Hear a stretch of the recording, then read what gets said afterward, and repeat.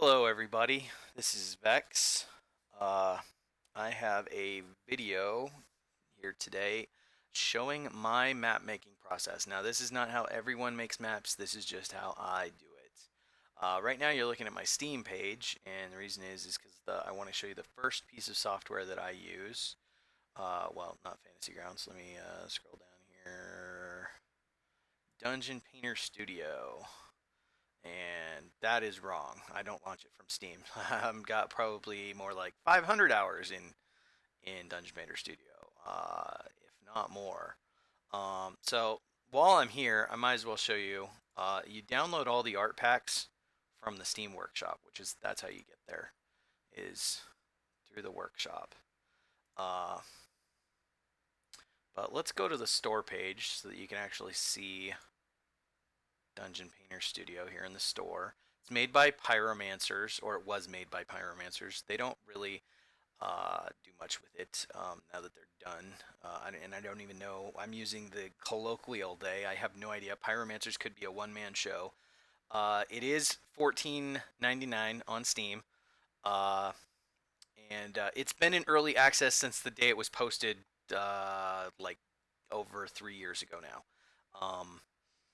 It's a finished version though. It is 1.0 version on the number, but it allows you to make maps using what I like to call it's an asset placement software. So we're gonna go ahead and minimize this. This is Dungeon Painter Studio. It will launch as beta because it is still like I said, it's early access, but they've never made any changes to it, as far as I know. I did want to show you though, they do have a free version on their website. It uses Adobe Flash, I believe, to launch. But if you go to pyromancers.com, you can go to click on Dungeon Painter Online, and it loads. And it's very limited on how many assets you have. Like, it doesn't have very many different backgrounds for you to use. It's just a few, and then when you go to walls, there's just a few, and objects, there's quite a few objects, but most of these are already available in Dungeon Painter Studio, along with a whole lot more. Um, and I'm not going to show you how to use the online version. I've honestly only used the online version like once or twice. I prefer using the actual software, so I'm going to close this and we'll get to some alternatives later. But I'm going to show you how to make a map, or how I make a map in Dungeon Painter Studio. So the first step is to, over here on the right, you've got layers, which right now we obviously don't have any layers because we haven't placed anything on the map. But it's like it's nice for those of you who are not familiar with making images of any kind or image manipulation, to imagine making a pizza. And you're going to layer things as you make the pizza. Obviously, you start with, you grease the pan, and then you lay down the dough, and then you put on the sauce, and then the cheese, and the toppings, and maybe some more cheese, or, but when you get to that last few stages, that's when you can start to think about moving things around within the layers as far as an art program goes. And that's where we lose the analogy. But for now, we're just gonna make a basic grassy, sunny day map. Uh, and there's a couple of things before I drag out some grass. There's options over here: stick to grid and allow half. Most of the time, you're going to want to have stick to grid on, unless you're placing specific decorations on the map, like barrels and chairs and things like that, because things will line up better when you're making a map for a virtual tabletop like Fantasy Grounds or something else. Allow half is also useful, and I most of the time leave allow half on. And allow half, if you see, I'll show you exactly what allow half does. If you notice my cursor, it's snapping to the grid. That's the stick to grid thing. So it'll stick to one of these, these points on the grid, and I can't go in between. If I do allow half, it'll allow me to go halfway in between on the grid, which I most of the time like. So we're going to do a 25 by 25 plot of grass here. And I didn't make my window big enough. There we go.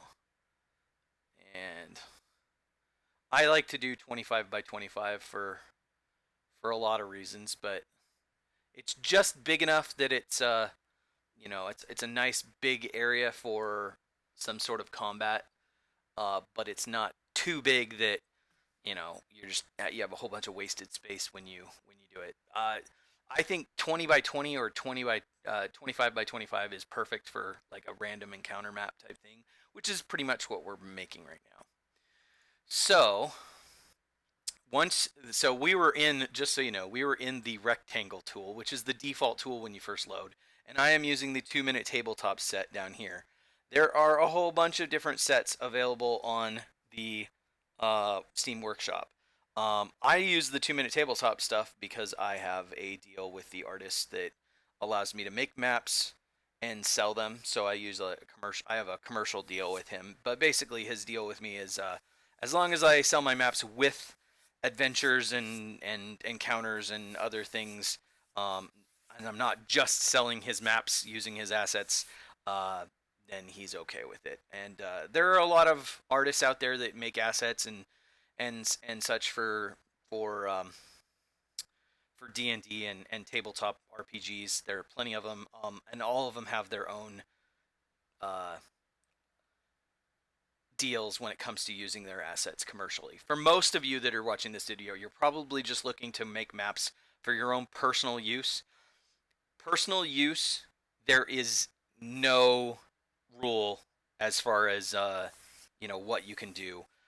If they put their assets out there on the internet and you can find them or buy them, you can then distribute those for free no matter what. They can't stop you. So anyone that tells you any differently, that's not true. Once they put them out there and once you buy them, you are allowed to use them for personal use and free distribution, by putting them together into your own maps. And if that's what you're going to do, if you're not trying to make any money, then you don't need to worry about the copyright issues. As far as if you got those assets legally, you bought them or they put them out there for free, you are allowed to make personal maps for free. So for now, we're just going to use the 2-minute tabletop asset set. And once you have an asset set selected, then in each of these categories, in the grounds and floors category, the walls category, objects and lines and text, sometimes tokens and templates, it just depends on the set. There are a number of folders within that. So right now we're in the grounds and floors assets. And now that we've got our ground, for now we're done with grounds and floors because we're just going to make a simple encounter map. Now the 2-minute tabletop set does not have any walls in it. It doesn't have. It just uses the default Dungeon Painter Studio lines and text tools, but it does have a whole bunch of objects. And actually, I've added a bunch of folders of my own. The default folders start around, I want to say, Bandit Camp. And then there's a number in here that are ones that I've added and such because I download Ross's assets and I add to my Dungeon Painter Studio assets. So for now, we're going to go ahead and use this bushes and trees one that I've made custom. And it has the default bushes and some plants and some rocks. And then, of course, the trees at the end. So this is mostly where we're going to be for this map. Again, I want you to think about the layers because we're going to be moving upwards as we go. Now, the first thing we need to decide is this just going to be out in the forest or is this a road? So I'm thinking we should make this a road, in which case I'm going to go actually back to the grounds and floors, but I'm going to use this tool. And this tool is actually called the terrain tool, but I'm not sure that's a great description for what it is. But as you can see over here, my cursor, it's got kind of like it's basically a circle with a softened edge or a gradient edge. We're not going to use the grass though. We're going to use some dirt. So do I want like the darker dirt or the default dirt? I think I want the default dirt. And there on Ross's stuff, the 2-minute tabletop stuff, there's simple and then there's just dirt. Now the simple stuff has those little dash marks in it. and we're going to go ahead and, or the simple one doesn't have the dash marks. Um, so we're going to use one with the little like scuff so that it looks like the road's been chopped up. Now you got different sizes on the brushes here for this tool. There are ones with softened edges and ones with harsh edges. Now I like using for something like this. I like using this biggest one right here, and we're just gonna do a road going mostly north south, maybe cut across a little bit. And I'm going to just hold the mouse button down and draw us a road. Now that's too thin. And don't worry about staying within the lines. We're going to go like that. Is that thick enough? No, we'll go a little bit more. A little bit wider road. We're going to assume this is maybe just outside of a city. And then you'll notice that it's kind of regular. So we're going to go over it again in a couple of spots and let go of the button as we do it so that it looks a little irregular. And then I'm going to show you one of the first things you can do with the layers over here. As you can see, we've got our grass layer, and then because I let go of the mouse button several times, there are a bunch of different dirt textures there. We're going to select them all. I'm holding down Shift, and I clicked on the whole group. And then I'm going to click Group, and that puts them all in a group, which means I can then double click on the name here, and I'm just going to call it Ground. And that's really useful, and you'll see why that becomes useful. The other thing that's right here, just so you know, there's a little eye here, so you can make it visible and invisible. Obviously, for now, we want it visible. And okay, now we're going to go back to the objects, and we're going to continue moving up from the ground. So the next thing that's usually on the ground as you move up are rocks. So over here in the object placement, and as you can see, I'm using the default folder, which is for me is the bushes and trees folder. And then I'm gonna come up here, and there's all these different buttons here. Scale is how big something is. It defaults to 100, as in 100%. You can make it smaller or larger. Flip vertical and flip horizontal will flip the object vertically or horizontally. And then you have your angle. You can do a custom angle. You can do random angles. And then you can go 0 degrees, 90 degrees, 80 degrees, 270. And actually the shortcut for that, because I hate coming up here to click on things, especially when I'm doing walls, is you can just hit the space bar and it will cycle through those.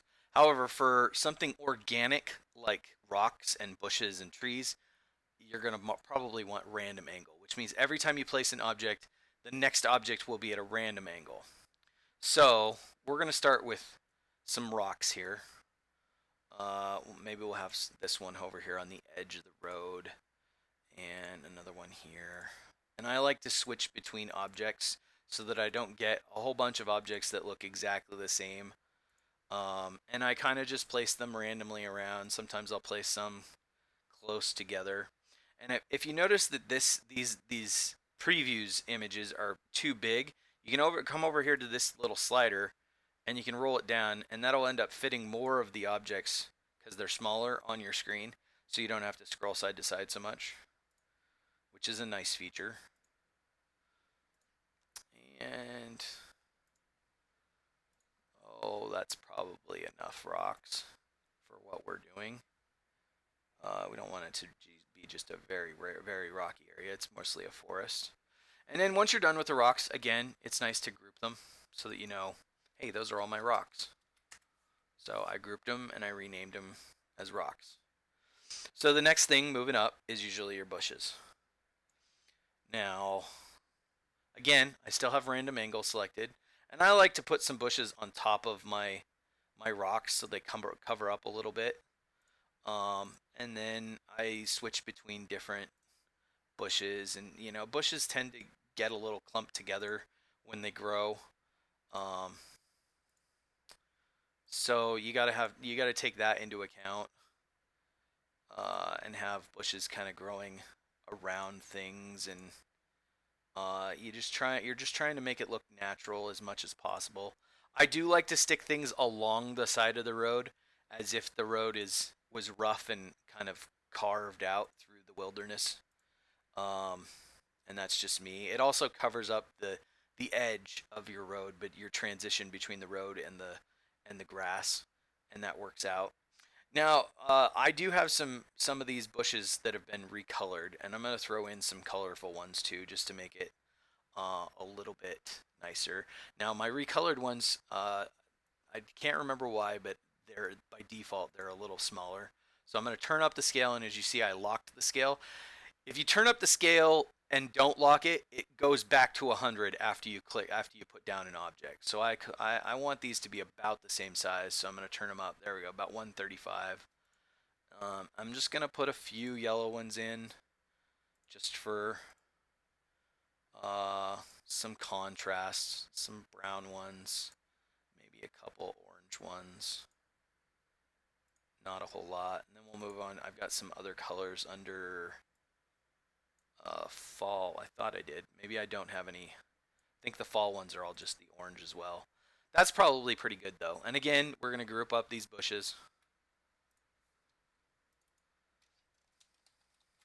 And you can get more complicated and use some of the other foliage if you really want to. And I've got some of these. I believe this set is actually from the Underdark Terrain set, which is way down here. I just moved them up because I like using them sometimes for surface maps. As you can see, the Underdark Terrain set has a bunch of crystals and stalagmites, and there's the foliage. It's got some glows and some mushrooms, some pools of acid and water, a bunch more rocks, a bunch of little skeletons, more stalagmites, a boulder. Oh no, that's not a boulder. That's a xenomorph egg. That was for something else. That's something I made. It was originally a boulder, and I went in and edited the asset and added a little opening there, so it looked kind of like an alien egg. If you're not aware with the term xenomorph, they're from the Alien movie. So back up here to bushes and trees, which I'm surprised I put the skeletons in this set, and I'm not sure why I did when I did, but I probably had a reason. So now we're at the stage of we need to add trees. Now we could do some thickets and things like that, but we're not going to. I'm just going to do this very simple map. Um, so let's do some trees. Now, remember our scales turned way up, so the trees are going to be pretty big. If you don't want them that big, which I don't, I'm going to turn the scale back to 100%. Um, and you usually want to start with the smaller trees first, so that the bigger trees, which are going to be taller, are stacked on top of them. So we're going to start with this tree small, and this is the first time I'm going to unclick stick to grid because I want to be able to place them exactly where I want to place them just right. And put one here, and then we'll move on to a different tree. Maybe just a couple of this one.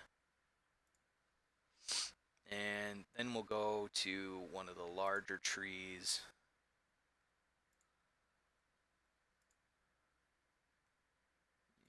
Right there. And then finally this tree.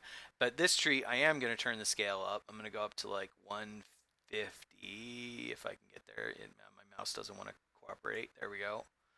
And this is like a really tall tree. And then maybe another one of these large ones here. And let's see, where do I want it? I think it looks kind of barren up here. Put a little something there. Okay. So now we've got our trees. I'm going to go ahead and group these trees. But if you and right here you could be done. You could pretty much just export this map and you could go. But we're going to do a little bit more complicated. So first of all, on the trees, I want to do a shadow. So while they're grouped, I'm going to go over here to effects, and you'll notice I have trees selected. Then I'm going to go to effects, and I'm going to do the long shadow effect.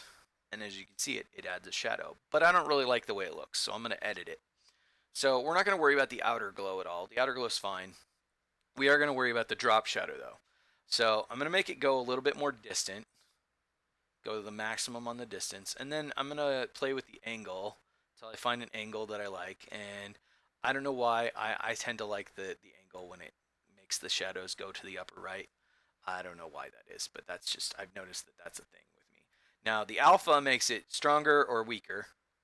I'm gonna go ahead and go to the maximum alpha. I'm gonna leave the blur alone, and you'll see why I'm gonna go to the maximum alpha, because we are going to then go back to layers, and right here we're gonna use the opacity line here, and we're gonna take it down to about 60%. And as you can see, that made it weaker, but it also makes the trees. Let me get a smaller thing. So as you can see, the trees are now see-through. That's what opacity means, and you can actually see the bush at the bottom.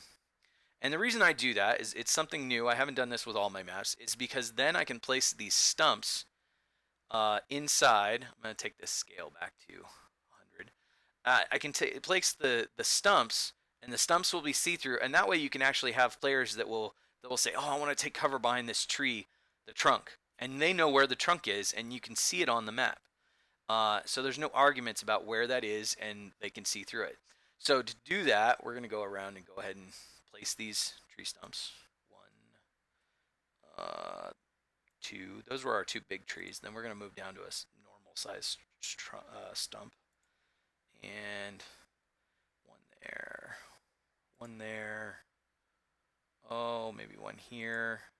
Then we'll move to a different one just to give it some variety. This one was a tree. And this one. And this one. And finally, we got a couple more trees left. This one. This one. And this one. I think that's... Oh, no, this one's a tree too. So now the problem here is... Oh, I think this is a tree actually as well. Right there. Now the problem with this is our stumps are on top of our trees. Like they're not seeing, you're not seeing them underneath the tree. It's like they're sitting on top of the tree, which looks weird.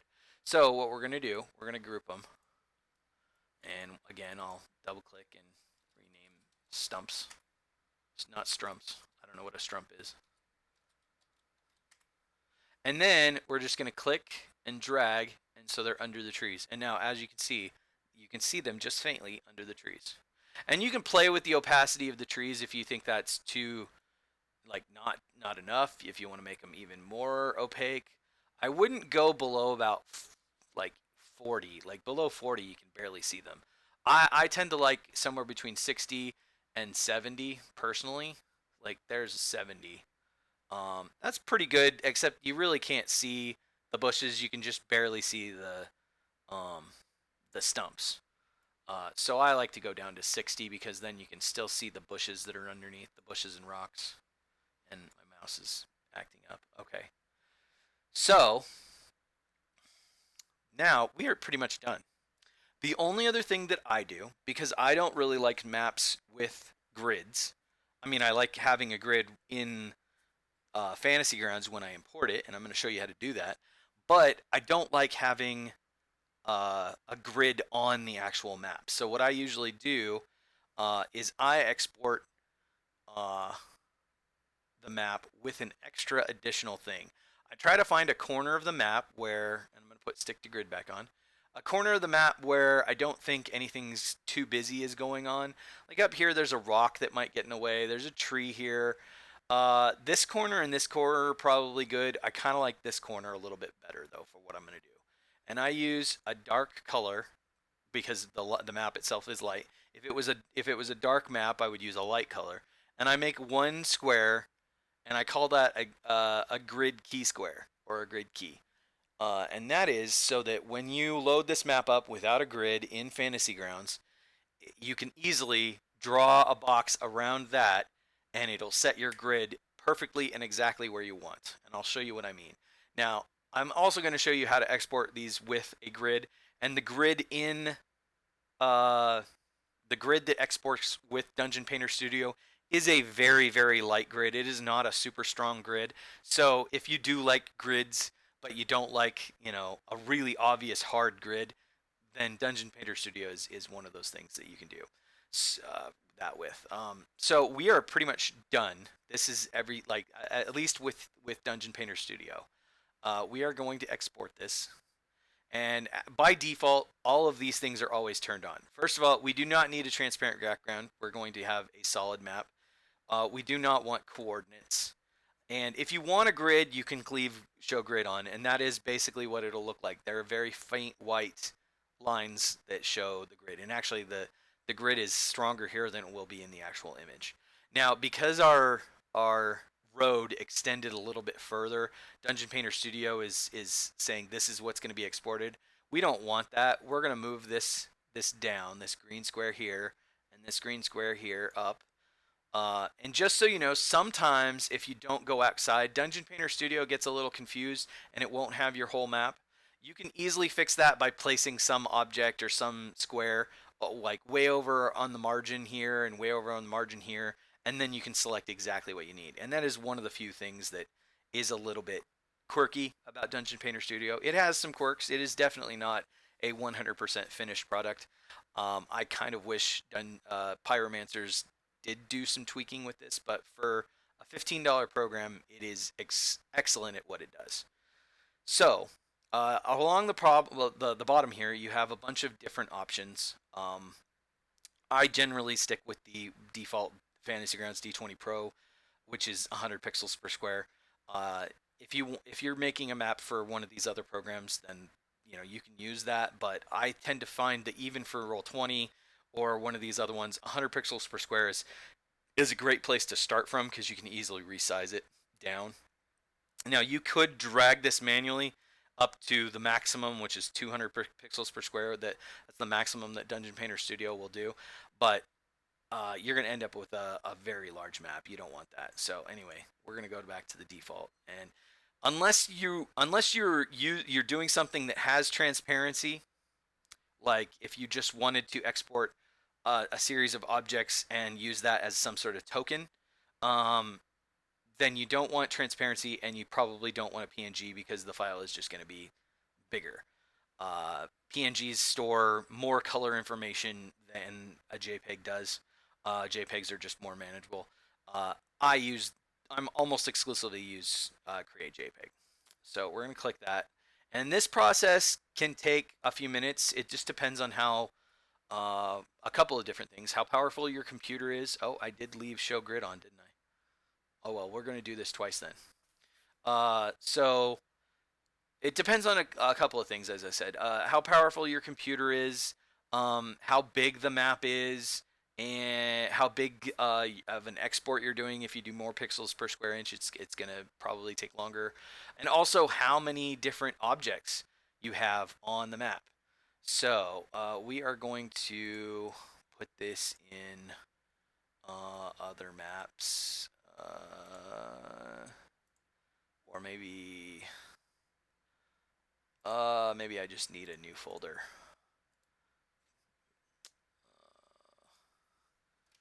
Random encounter maps. Whoa. And so you'll see why, but I usually make another folder called DPS Originals, and that's where I actually put my saves. So we're gonna call this YouTube example map, and it's saved. Oh, and I'm gonna go ahead and save the DPS save file as well. Now that's so you can load this up in DPS and do further editing if you want. I am going to export it again, this time without a grid, because, well, I don't like grids, as I said, when I make maps. Now, many of my most of the stuff that you may have seen that I sell on DM's Guild, I do not have grids. Most recently with my Tomb of Annihilation series, I have exported those maps with grids in addition to the ones without grids because enough people have asked for ones with grids. So we're going to call this one, well, first of all, we're going to rename this one so that grid, and then this one we'll just call the example map. And then we are done with Dungeon Painter Studio, so I'm going to close it, and I'm going to continue. So now we're going to jump into Photoshop.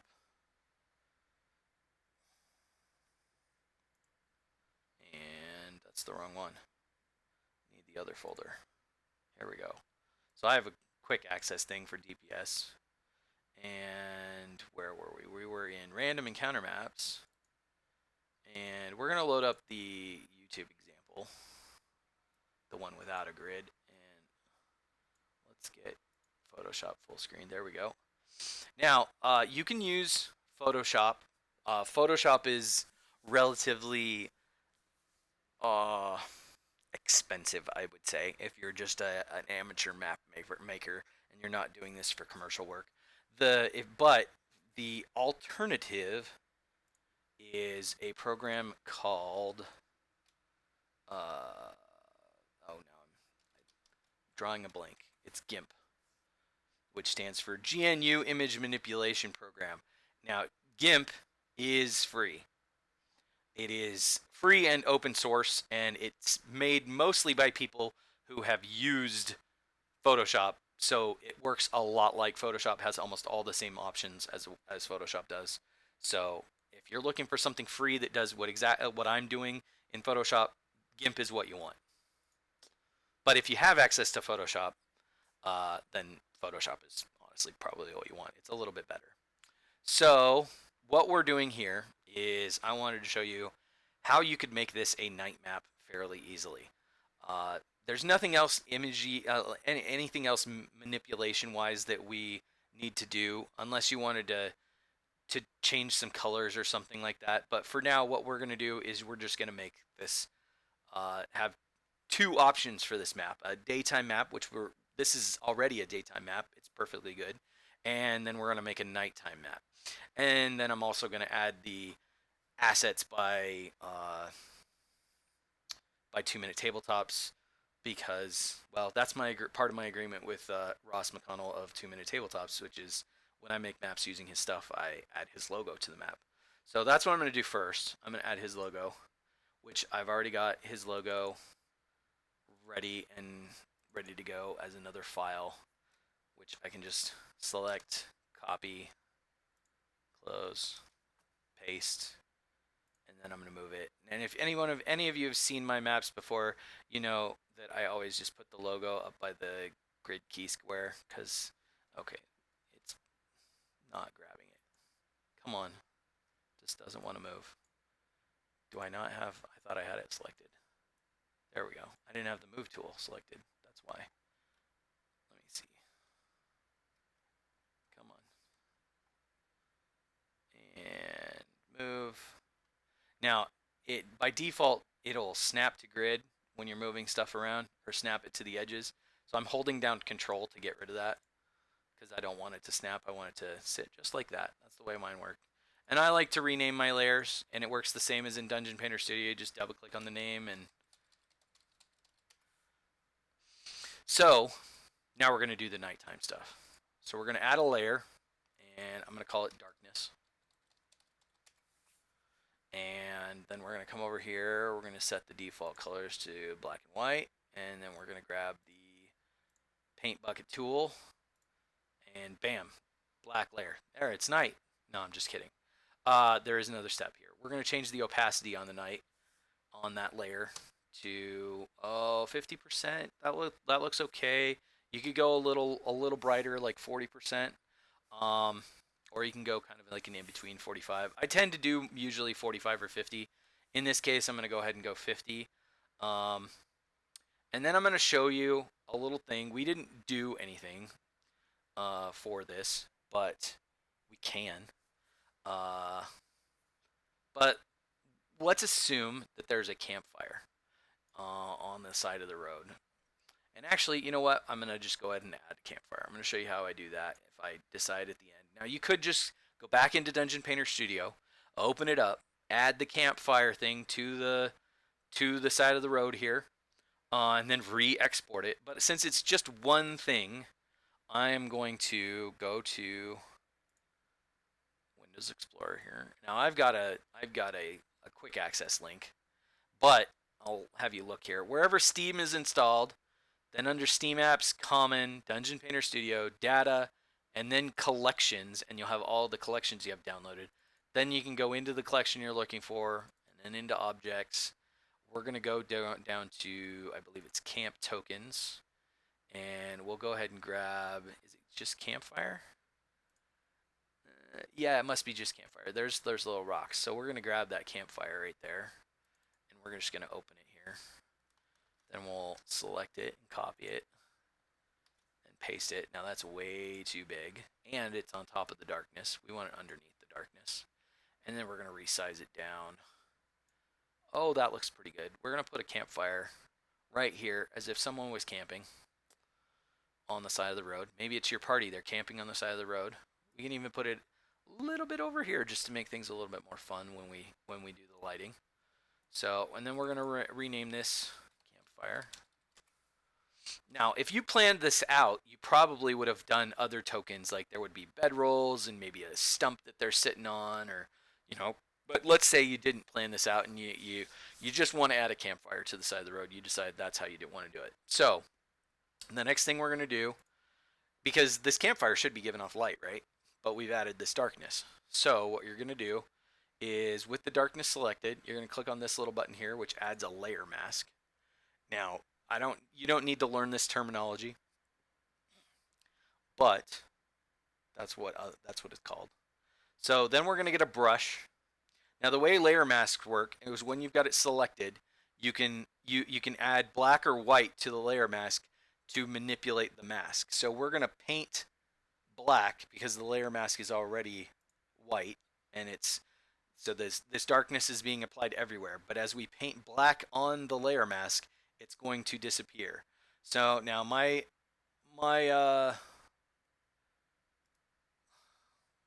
brush size, I'm going to change. I right clicked. That's how I brought up this menu. I'm going to go up to 100. I do want the soft round, so it's just a little bit bigger. Now we've got our opacity set to 25%. That's probably pretty good. I'm going to zoom in a little bit too. And let me kind of recenter here.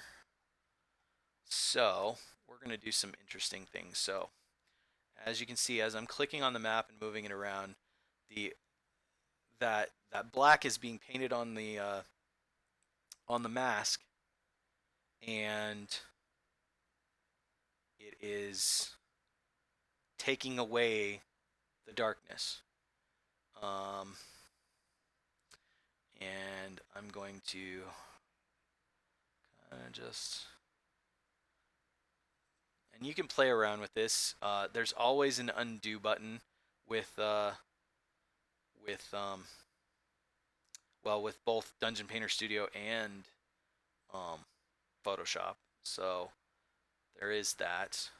Now we don't want our light going through those stumps, because might as well have it look semi-realistic. I mean, it's obviously the 2-minute tabletop art style is a little bit cartoony, and I like that. That's part of the reason I use it. Or comic booky, some people have called it.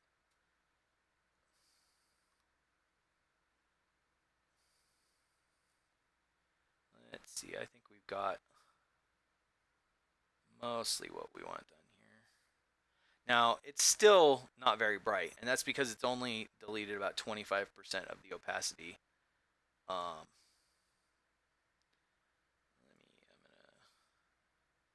gonna round that out a little bit. Okay, and we're gonna do a little bit more here. This is another 25%, this layer.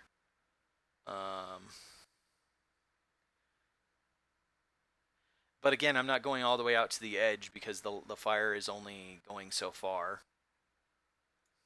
And then we'll do another 25, even closer to the fire.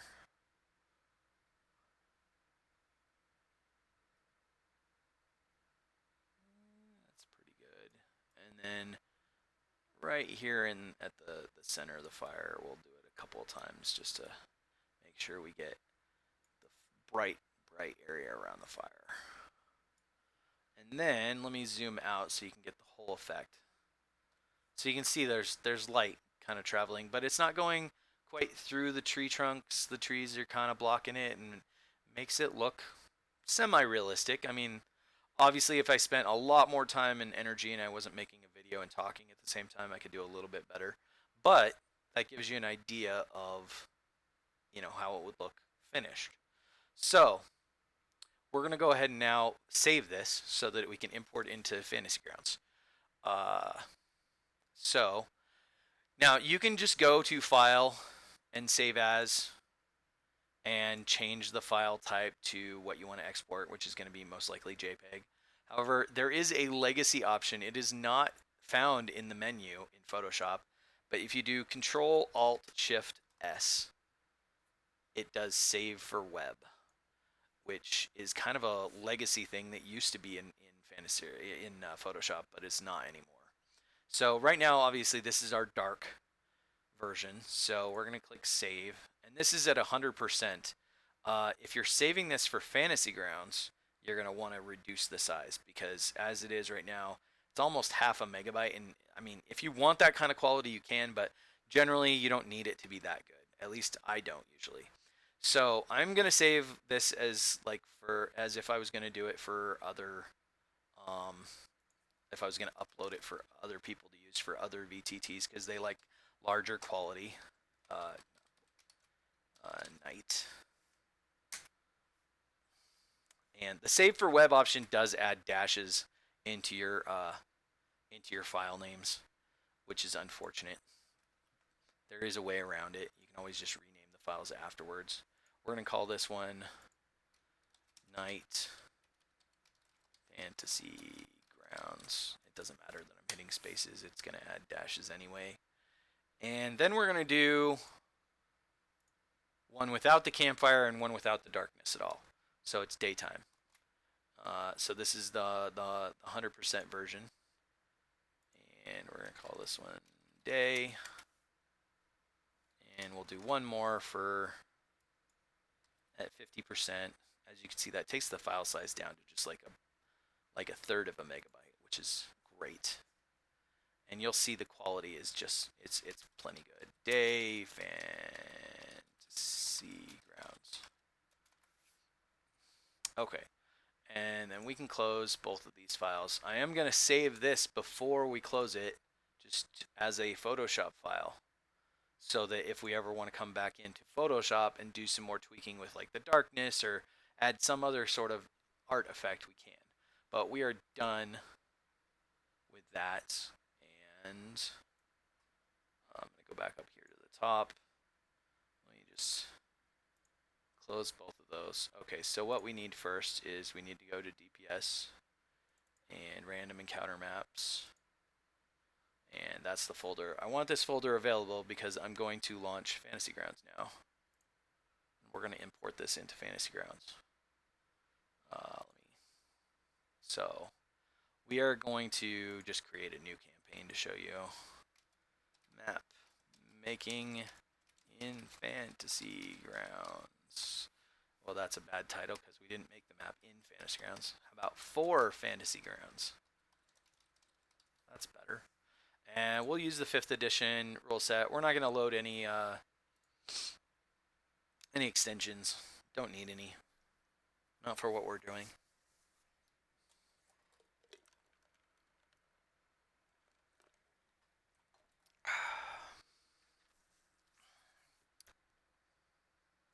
And I'm going to show you how to import a map into Fantasy Grounds, how to add a grid, and we'll play with the mask too in case you haven't used the mask at all. So first thing I'm going to do, I'm going to click on Maps over here. And because I don't want it to just show up in new, I'm going to create a folder or a group for it to show up in. Map making with Vex. That's what we're going to call that. And then we're going to click on it. Now, while this group is up and it's your active group, any image that you add to the folder will automatically show up in that group. This is really useful for when you're adding a bunch of images, and you don't want to have to drag them into the group that you want them in. You can just load that group up when you do it. So we're going to click on Folder here, which will load a new folder, which is, or not a new folder, but a new Explorer window, which is our images folder for this campaign. And I'm going to bring up the other one. I'm going to drag in the two that we made for Fantasy Grounds. So we've got YouTube example day for Fantasy Grounds and YouTube example night for Fantasy Grounds. Those two, I'm going to copy them over here. We can close this, and we can close this, and there they are. They showed up. So let's start with the day map. I'm going to resize it a bit. Now, I'm using a keyboard shortcut to do this. You just click somewhere on a window and hold control, and then as you move your mouse, you can resize. You can also resize down here with the standard Windows, manipulation of a window. But that's how you do that. The first thing we're gonna do, we're gonna rename it because this is just a bad name, and I hate dashes instead of spaces. But we're gonna call this map random encounter forest day. And then over here, you've got, this is what shows up for your players if the map is unidentified. So we're just going to call this one Forest Road, because that's what they're going to see. And then if we click this ID thing, that's what they see for sure. And we're not going to lock it yet because we're going to do some other stuff. First thing we're going to do is we're going to add a grid. And as you can see, I'm zooming in on this grid key square that I made. And that's just because it makes it a whole lot easier to add the grid. And as you can see, those edges are pretty well defined, even though we reduced the image by 50%. That's why you get a little bit of blurring. So we're going to go to layers and then select grid. Now, once again, I did that by right clicking. Then I selected layers and set grid. And then you get this interesting little tool here that looks like a box with a star. So the upper right corner is going to be of the star, or upper left corner of the star is where your box starts. And we're just going to click and drag. And because we used 100 pixel per square inch, then reduced it by 50%, the number you want there is 50. So that's exactly right. And as I zoom out, you'll see the grid is lined up just perfectly. Now, because most of this is organic, you're not really going to see too much. But if we were doing a dungeon map with a tile, that would be important. I know a lot of people, it really annoys them when the grid doesn't line up just right. So we're going to go ahead and lock that for now. We're just going to leave it here because we're going to play with it in a minute. And we're going to do the same thing for the night map. We're going to rename this one. I like to leave the 25 by 25 in because then you know how big it is. We're going to name this one map. What did we call the other one? We called it Random Encounter Forest Day. So obviously we're going to call this one Random Encounter Forest Night. And we're still just going to call this Forest Road for our players because it doesn't matter what they see. We don't want to give them too much information. And once again, we're going to add the grid.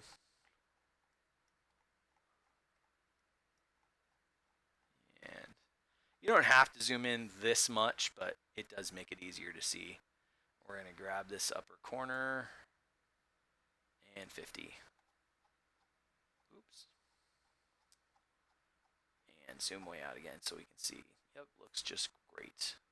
And we'll lock this one. Now, for instance, let's go over here to this daytime one. I'm gonna show you how to use the mask too. So the minute you click on mask mode, it's going to add a mask to the entire map. Which means if you're a player, you can't see anything. It's just a giant gray square. So let's assume that the players are going to start down here somewhere. But you don't want them to see absolutely all the way across. And actually, maybe it'd be better if we did this on the nighttime map. So let's delete the mask on this one because it's logical. If it's daytime, they're going to see all the way across, right? So let's do this on the nighttime map. So once again, I unlock the map and I click on mask, which adds a mask to the whole thing. Oops, I didn't want to do that. Let me no, that demasks. Again, demasks. I gotta remember what is it. Alt. It's Control. There we go. I re-added the mask. I was trying to resize. I still got the masking tool on. Unclick mask. There we go. I just wanted to resize the map so I could see a little better. So let's assume we're gonna start down here. And there, as you saw, I was using a bunch of keyboard shortcuts there. If you're in mask mode, which you'll notice your cursor looks different. It's got a little eye that lets you know you're in mask mode. Now, if you just draw a box, it'll demask that. That area there that is not grayed out is where your players can see. Now, let's assume that your players, some of them have dark vision. So if they're standing, say right here, they can see 60 feet or about 12 squares. I'm not going to count it all out. I'm just going to go on gut. So, and I'm going to do a 12 by 12 grid here, like a box like about yay big. That may be a little bit short in the height direction, but whatever. And as you can see, they can maybe see a little bit of the fire, right? And on the edge of their vision, they would be able to see the light. The light would let them see a little bit more. But I don't want to draw out the whole box. Maybe I don't want to draw the whole box. I just want to do just what they see. And maybe they can't see past this rock. So what I'm going to do is I'm going to hold control and control. No, it's shift.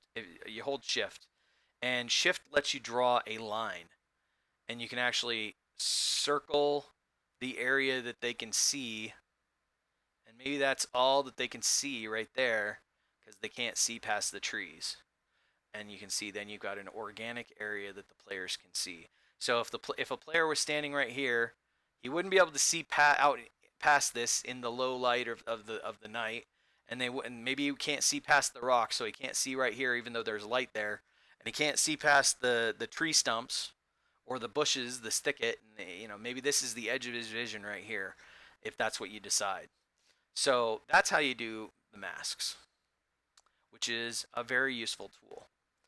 Uh, but that is the end of our video here as far as showing you how to import and do the maps and get them all uh, ready for Fantasy Grounds. I'm going to close out of Fantasy Grounds here. And the last thing I did want to show you was the alternatives. So as I already talked about, the best alternative for Photoshop is GIMP, mostly because it's free. And I know that's a big deal for a lot of us. We're trying to save money just by comparison, to give you an idea of what Photoshop costs. Photoshop is a subscription service and it costs $30 a month at minimum. So unless you're going to be making money, you probably don't want to be paying for Photoshop. And again, I'm not really sure that's the full price. There's a bunch of see, yeah, this one comes with, this is Lightroom and Photoshop, and it's only $9.95 a month. I thought that price was a little bit high.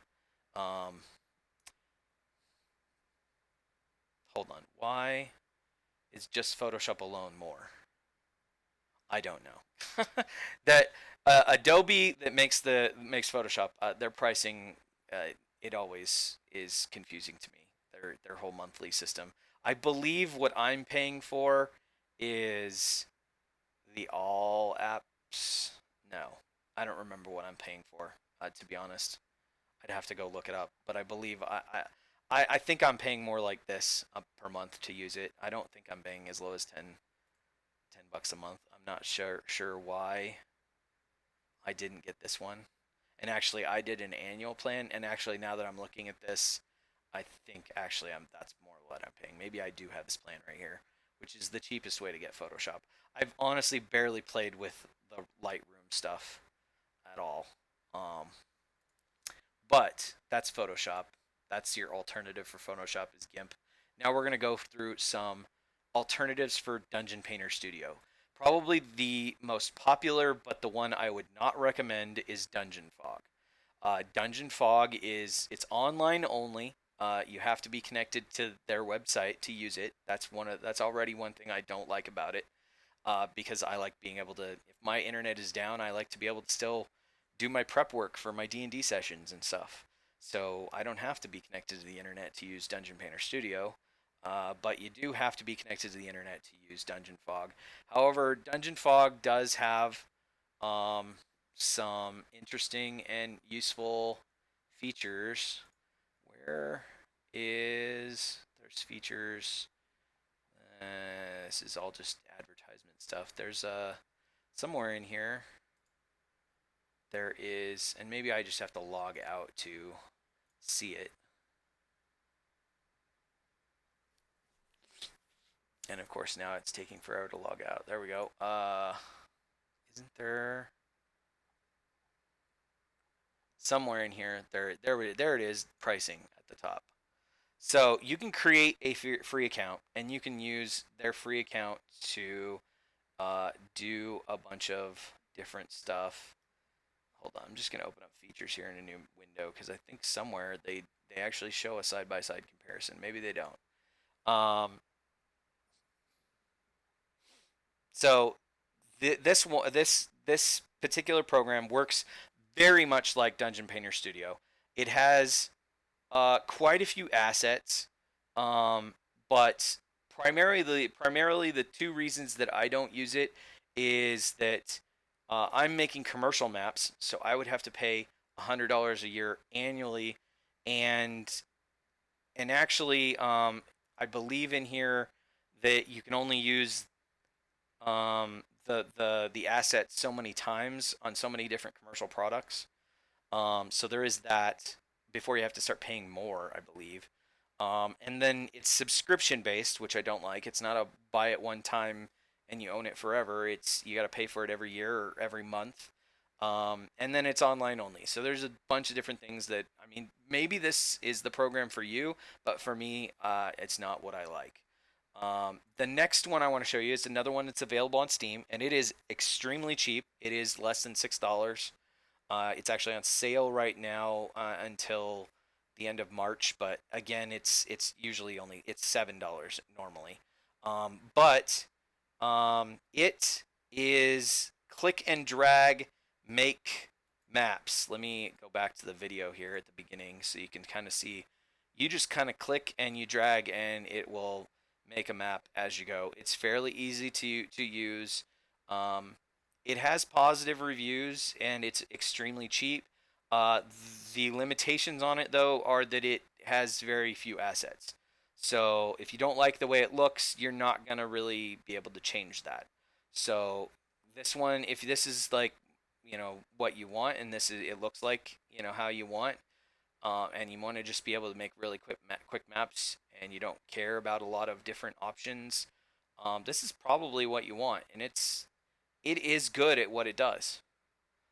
It's very simple, very cheap. It does work on Windows and Mac, which is another nice thing. But again, I'm going from the ones I don't like to the ones that I do like. So, uh, personally, I'm not. I don't really like the art style that's available, and it doesn't have a whole lot of options to change that art style. The next one I want to show you is Virtual Battle Map. Again, available on Steam. It is $30, and this one is different because it actually lets you make 3D battle maps. That's part of the reason it costs more. However, it does have the option to export those maps as 2D maps to use in tabletop or online play. Um, but as you can see here, he is building a map using these 3D objects. Um, and I think this program is really cool. But since I'm primarily doing 2D maps, the reason I don't use it is mostly because I don't have any use for 3D maps at this point. I do believe that you can export these maps as 3D maps, and they can be imported into um, tabletop tabletop simulator though, which is a very cool feature. If you're somebody out there and you found this video and you're watching me make maps and you play your RPG game on tabletop simulator, this is probably the program you want to make maps. You will need to look into it more. I'm not 100% sure, but I believe you can import them into tabletop simulator. Um, Although he's not specifically mentioning it in here, but I believe you can import these maps into Tabletop Simulator, so you might want to look at that. The maps do look interesting.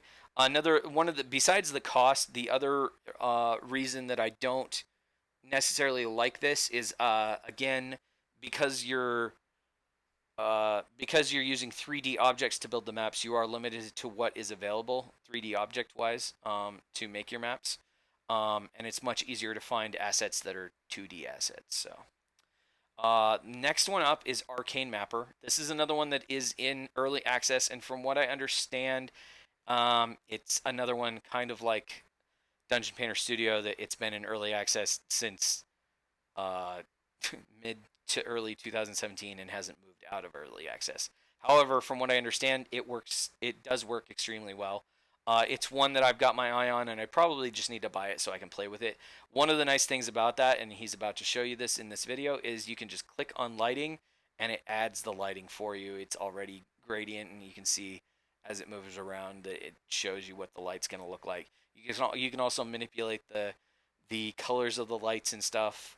A lot of the objects already have default colors. As you can see, that fire pit is giving off orange light, where those other ones already defaulted to giving off yellow light. Uh, this one I probably just need to buy and play with myself. I just haven't done that yet, and I need to. So the last one that I want to show you as an alternate is called Dungeon Draft. Dungeon Draft is made by Megasploot. Megasploot also makes the Overland map maker Wonder Draft. And I'm going to just click on this video and we'll talk about it as he's making this map. Um, Dungeon Draft, it's in early access right now. You can buy it. I believe it's $20. We're just gonna watch him make this video, but as you can see, it's already got some built-in lighting. It has a similar style by default that I like, similar to the 2-minute tabletop style, so that's part of the reason I like it. And it is kind of just click and drag. It does have a layer system of sorts.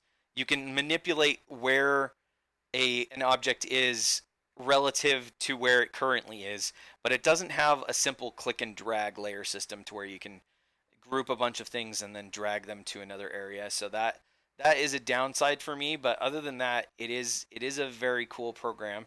And as you can see, it is fairly easy. He is just clicking on doors and putting in doors, and you can do the same with windows. And now he's putting in stairwells and beds and things, and you can recolor them automatically. So you see they're over here on the right, and he actually had a color selected, so they went in as blue beds. Um, and he's getting to the part that I wanted to show you, which is the well, I'm not really sure why they added animated water. To be honest, since it just exports um as an image, which is not going to be animated. But it's possible they have plans to do some sort of video export for animated maps, because I know a lot of people out there do like the idea of using some sort of YouTube video as an animated map on like a TV screen. And there's always the possibility with Fantasy Grounds Unity that somebody will eventually add coding so that you can do animated maps. And here we get to what I wanted to show you, which is the lighting stuff. And it has even more options for lighting than Arcane Mapper did. And you can add all this lighting to your map and then export it. Makes things a whole lot simpler. You can change the color of the lighting, the strength of the lighting. You can change the color of the darkness. It is a really interesting program, and it is available right now. It is $19.99, and you buy it through Humble Bundle, which is nice because then it's always linked to your Humble Bundle account. These are the requirements right now. It only does work in Windows 10, 64-bit. So that is a bit of a downside because I know there's a lot of people out there that just aren't Windows 10 users. The system requirements are not too high, but they are a bit high. And it is a highly useful program. That's like this may be in the future what I'm using instead of Dungeon Painter Studio. I'm not sure if I'm ready to make the jump yet, but there's a possibility. So that is probably the end of our video. I just wanted to show you guys a bunch of different options that you have instead of using Dungeon Painter Studio. And I hope that this guide to making maps can help you make your own maps, because making maps like these ones can be really, really useful for, especially for virtual tabletop play, because sometimes you just can't find the map that looks exactly the way you want it to look. So you can easily make these maps. Now, I am not a what some I would not consider myself an artist. The people who make these assets and such are real artists, and I like to think of myself as just a map maker, a cartographer, and so if you're looking to make your own maps, I hope this guide has really helped you.